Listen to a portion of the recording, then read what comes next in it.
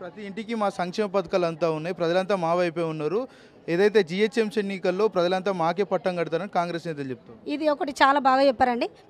ప్రతి ఒక్కటి ప్రతి ఇంటికి చేరుతుంది కదా. ఆ 10 మందిని సిగ్గు శరం లేకుండా రాజీనామా చేయమనండి.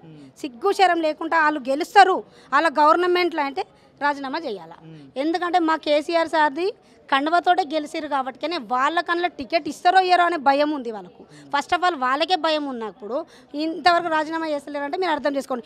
ఒకడు అంటాడు మేము ఈ పార్టీలోనే ఉన్నాం బీఆర్ఎస్లో అంటారు. బీఆర్ఎస్లో ఉన్నోడైతే మరి భవన్కి రావాలి కదా, ప్రెస్ మీట్ పెట్టాలి కదా రేవంత్ రెడ్డి గురించి. మరి ఎందుకు పెడతలేరు ఎమ్మెల్యేలు? బీఆర్ఎస్లోనే ఉంటే ప్రతి ఒక్కరికి అలా సిగ్గు చెట్టు అనిపించాలి. పబ్లిక్ అయినా వాళ్ళు బుద్ధి చెప్తారు.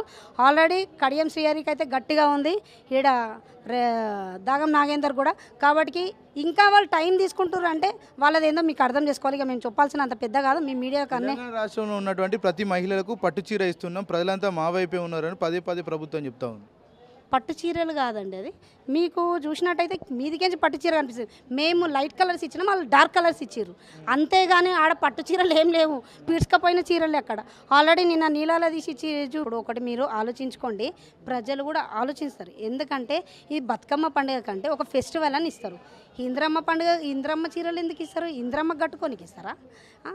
మేము ఇప్పుడు 5 రూపాయల క్యాంటీన్ పెట్టినాము, అన్నపూర్ణ అనేది పెట్టినాము, ఒక అమ్మ దేవుని పేరు పెట్టినాము.